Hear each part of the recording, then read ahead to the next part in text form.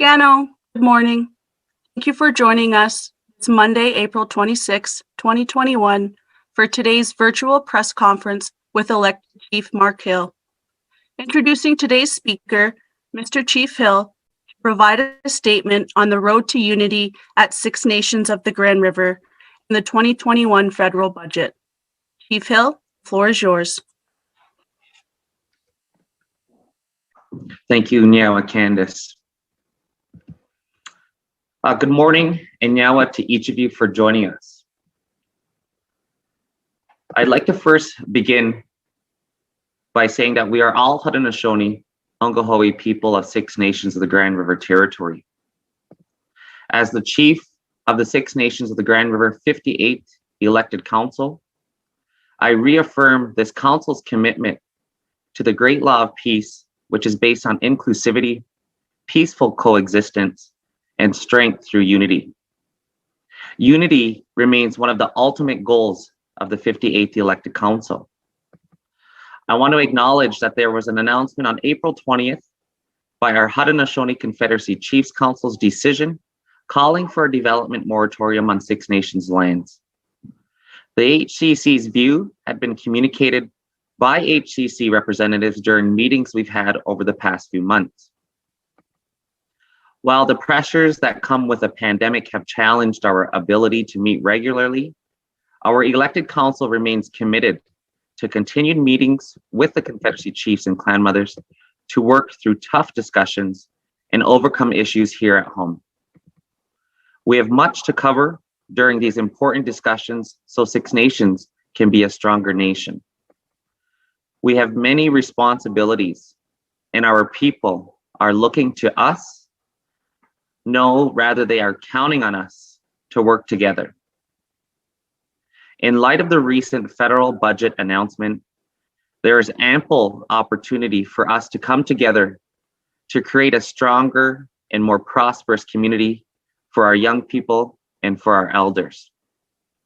The importance of coming together in unity cannot be overstated. Together we can achieve so much. One initiative we can all support is the Gowaneo Language School. This school is a key educational institution that aims to strengthen our community's traditional knowledge and use of our languages. Begun over 30 years ago, the Gowaneo School has been a leading means by which our community has passed on our languages to our students and honored our history. As a growing and successful school, Gowaneo is in need of a real school building. Six Nations has a chance to come together and work towards providing for this community need. With this week's federal budget announcing newly expanded financial supports for Indigenous programming, Six Nations elected council will be engaging with the federal government to pursue funding opportunities that will help to bring about the infrastructure support that Gowaneo School needs. The HCC have a well-known historical and cultural role in upholding the importance of our languages and culture, and we invite the Confederacy chiefs and clan mothers to support the students that have not had a permanent home for language learning since they opened their doors more than 3 decades ago. In addition to Gowaneo Language School, there are a whole host of additional opportunities for us to come together to support. Our elected council has identified a long list of needs within our community, which include but are certainly not limited to the Language Commission, a new palliative care facility in operations, a new long-term care facility for our elderly and aged, as well as a waterline extension community hookup to address long-standing potable water issues, in addition to additional resources to support an environment office. During the past year, in the midst of a global pandemic, we, along with the rest of the world, have worked diligently to protect our people. We reiterate that we are committed to a collaborative relationship with our community, working to ensure the health, safety, and well-being of all Six Nations people. Thank you, Nyawa, for joining us. I will now pass this back to our moderator for a few questions from the press. Nyawa. Now, I thank you, Chief Hill. We will now move to the media for a question and answer period.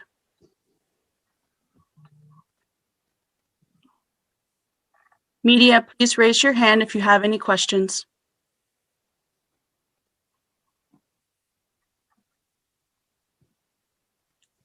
JP from Hamilton Spectator. JP, please go ahead. Thank you very much, and thank you, Chief Hill, for your time and taking a few questions today. I'm JP from the Spectator, and you mentioned off the top the building moratorium that the Confederacy called for. So my question is to do with Land Back Lane, and the federal government has said in the past that they'd like to see unity between the elected council and the Confederacy, almost as a precondition before the Ottawa can get involved in the discussions about land rights. I was wondering if, first of all, what you think of that stipulation, and secondly, what you mentioned that the discussions that you've been having and the tough discussions. Could you give us some more details of what those discussions are like, and maybe if there is a specific roadmap towards unity that the two groups are following? Sure. Thank you for your question. So just to answer the first one, again, we have to. Our conversations with the Confederacy chiefs, is very optimistic, and we have to develop that roadmap together in order to get to unity and what that looks like. There's a lot of work that needs to happen, but I think as well in terms of the stipulation that the federal government is calling upon in terms of bringing the two bodies together, that's really for the people to decide. And our people have said this time and time over again, that they would like to see our two bodies work together. What that looks like is the big question. And I think that's where we have to continue our important discussions with the Confederacy chiefs and clan mothers so that we could, again, address what our people are saying. Again, I don't think that we need to see it really necessarily as a stipulation, because we have to make sure, again, that we're keeping Ontario and Canada accountable, because this is very much part of their issue as well. So I wouldn't necessarily see it as a stipulation. Again, although in my conversations, it's a very optimistic and have kept them up to date in terms of where we're headed.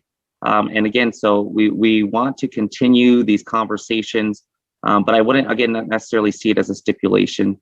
I more or less see it in a sense of all of our people coming together and for once and for all, addressing our long-standing land issues.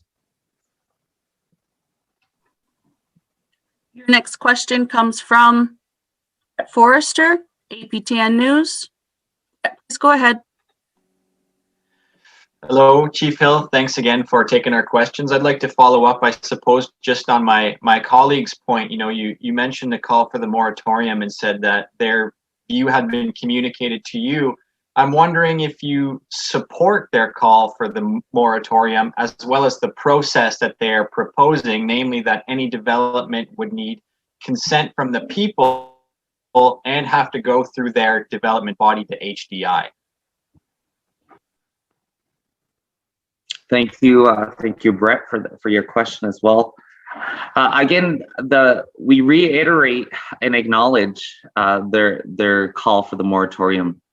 We also need to keep in mind that we have a major land claims case coming before the courts in 2022, and it would not be responsible to allow continued development in an uncertain legal environment. So is that where that's for me is where we have to continue to again have these hard discussions. But again, I think that if in terms of the process as well, we need to make sure that the people are a part of that process and what that looks like. We need to all be held accountable for our actions, and again be accountable to our people. And I feel like with that process discussion, those are part of the tough discussions that we need to have together and as a community.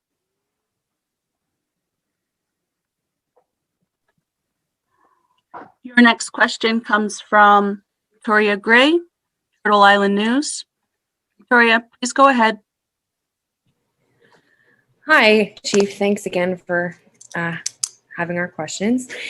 Just wondering, what do you see as the immediate issues that are, stopping the two bodies from, if you can cooperate through the pandemic and have a representative on like the emergency task force, what are the immediate issues stopping you from getting more connected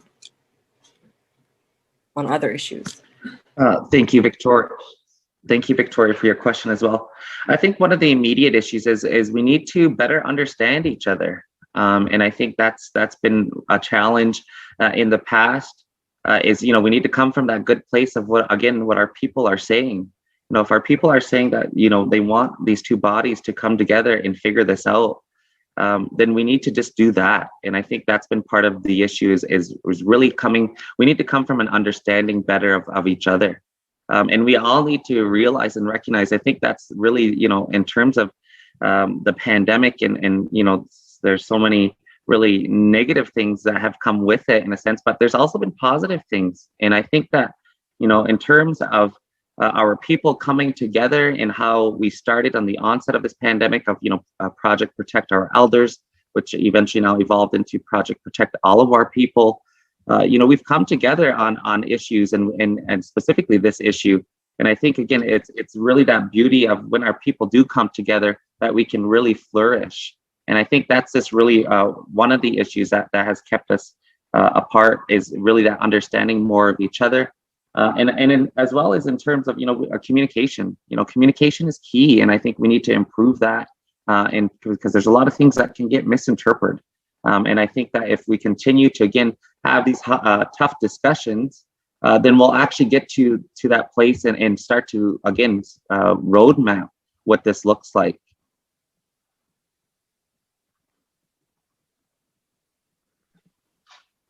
Your next question comes from Dan Tamika from CBC. Go ahead, Dan. Hi, Chief Hill. Thanks for taking our questions. Just jumping off your mention of misinterpretation there and not wanting to do that, I just want to make sure I'm not conflating things. So you mentioned the moratorium, and then you went on to detail a few different projects that Six Nations can take advantage of coming out of the budget. So I just want to make sure I'm not misunderstanding. Is there any sense, though, that the Confederacy Chiefs Council and the Clan Mothers, might be a barrier to accessing those projects? And can you speak to that a little bit? Well, first and foremost, I can't speak on behalf of the Confederacy Chiefs or Clan Mothers. And so I don't see them as a barrier to, like, say, for example, they've supported languages. And again, I've mentioned in my statement, they've been real drivers in terms of our languages and culture. And so I don't see that as a barrier. Again, I think it's more of these tougher issues in relation to our lands and things like that, that are the barrier in these tough conversations that we need to have collectively. And so, again, I don't want to speak on behalf of the Confederacy Chiefs, but I would say no, that's not a barrier to that specific project in terms of getting Gawanio a school building. Your last question comes from Al Su at CKRZ. Go ahead, Al. Thank you. Good morning, Chief Hill. I know you didn't discuss dollars and cents too much, but I do know when it comes to budgets, Six Nations has largely been left out in the past with regards to infrastructure compared to what other territories and what other First Nations receive.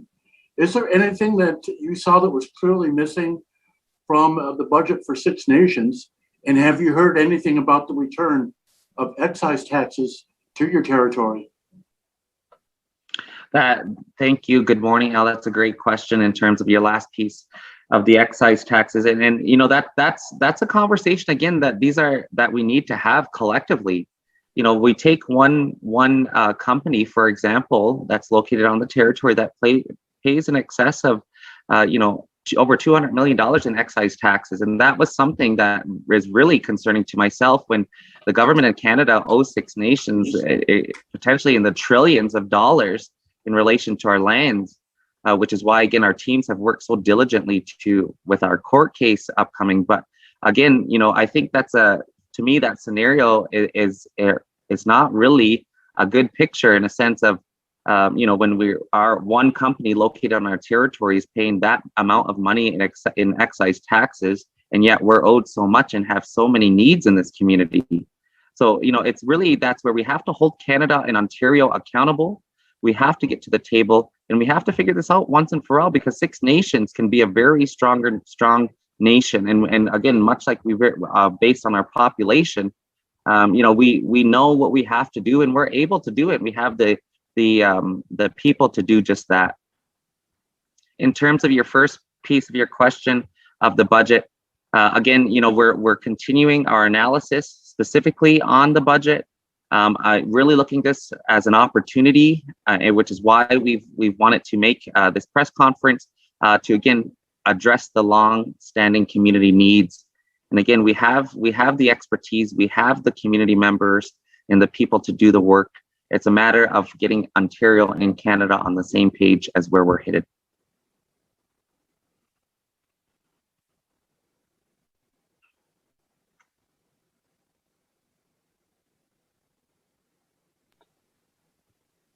Thank you, Chief. That concludes our Q&A period with media. Thank you again. Just want to say nyawa to everybody for joining us this morning, and have a great day. Stay safe.